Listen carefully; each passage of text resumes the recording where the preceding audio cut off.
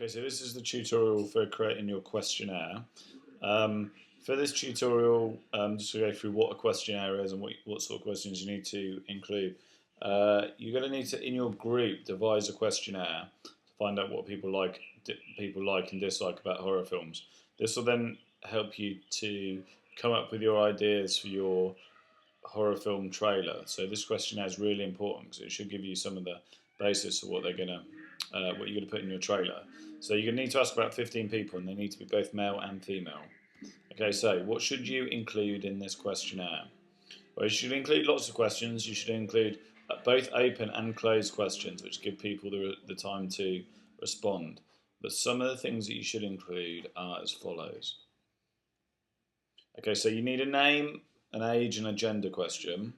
You need a question along the lines of something like, do they like being scared? You need a question which asks the audience what do they expect to see in a horror film trailer. And this needs to be sort of a rating question, and it can be open and closed. So you can give them some set responses and also have another one a response which says other, so that they can write in there. You need to ask them a question about what do they like about horror films and give 5 or 6 answers, both open and closed again. You need to ask them what do they dislike about horror films.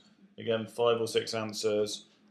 Make this open and closed, and then some other other questions specifically about trailers. So could be a question about, is it important to have the certificate and title within a horror film trailer?